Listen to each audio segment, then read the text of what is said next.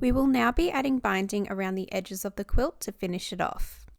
To work out the fabric requirements for this step, please have a read through the provided instructions. If your fabric is not long enough, then we also show you how to join strips of fabric together. Lay the ends of your fabric strips right sides together at a right angle. Pin the two pieces of fabric together, keeping the edges matching. Draw a 45-degree angle with a fabric marker.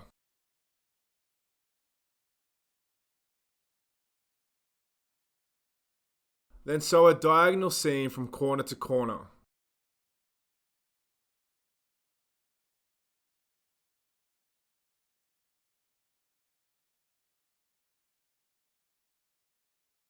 Cut the corner a 1/4 inch from the stitch down.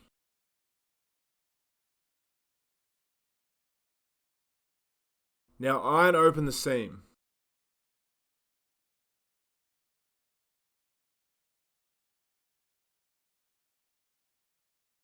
And repeat until all the binding strips are sewn together in one long strip. Once you have your long strip of fabric that is needed for the binding, then fold the whole strip in half lengthways and wrong sides together. Then give the fold a good press with the iron.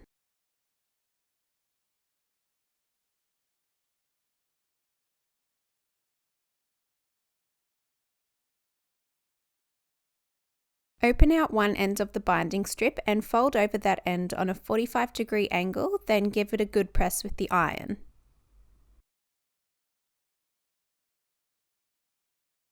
With scissors, trim about a 1/4 inch away from the fold, then fold that end of the strip in half again. You have now created a little pocket for the end of the binding to be hidden in later on.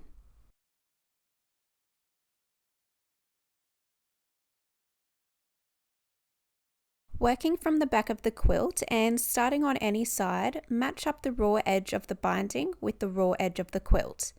We will be starting at the end of the binding that has the little pocket fold in it. Using a ruler, measure 1 inch down from the end of the binding strip and then mark that 1 inch with a pin.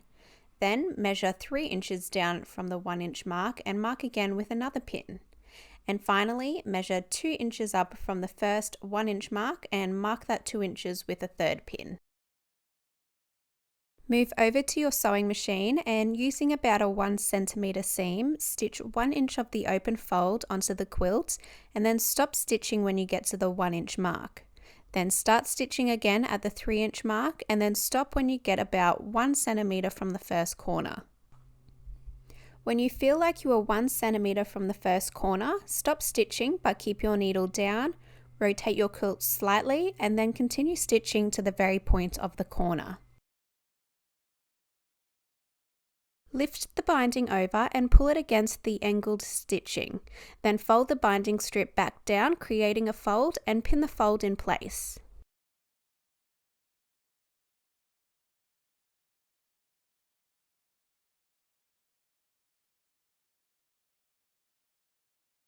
Start stitching again from the very edge of that folded corner and continue your way around the quilt using this same technique at every corner, and stop stitching on the side that you started on at the 2 inch mark.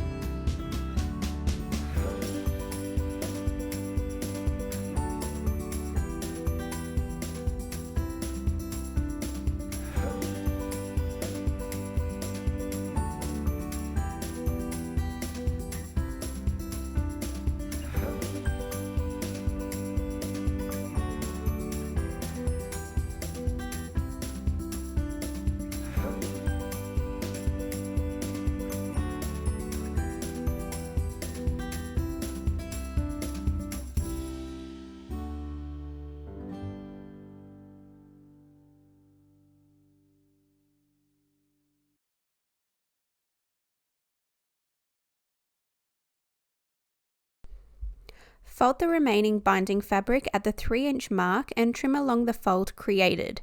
This will leave you with just enough fabric to slip into the pocket that you created earlier.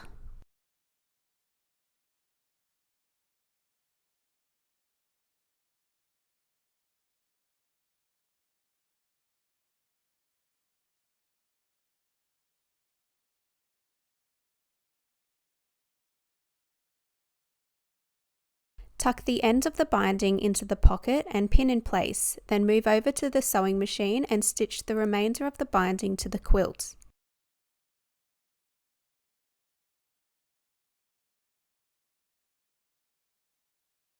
Now that the binding is somewhat attached to the quilt, fold the binding over and give every edge a good press with the iron.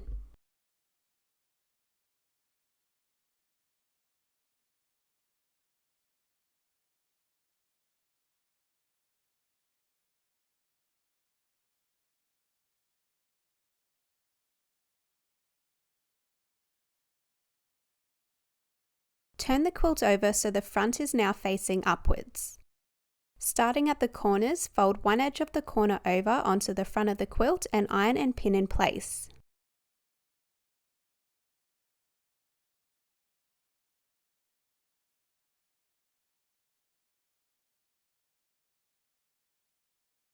Then repeat for the second side, and then this should leave you with a nice pointed mitered corner.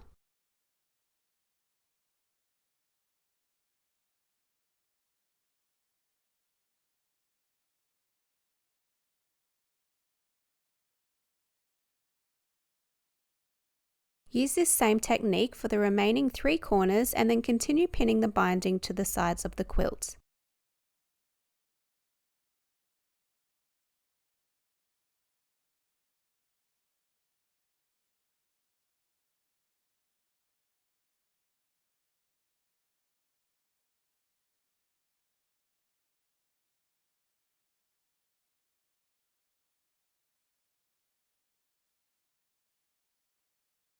Using your sewing machine, top stitch the binding to the quilt.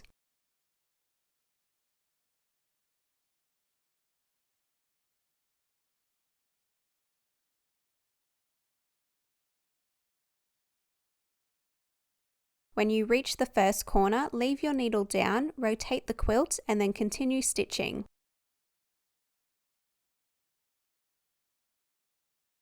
We suggest matching the top thread colour to the colour of the binding, or you can use an invisible thread, and then also match the bobbin thread colour to the backing fabric. Continue stitching your way around the quilt, and there you have it, your beautiful quilt is now complete.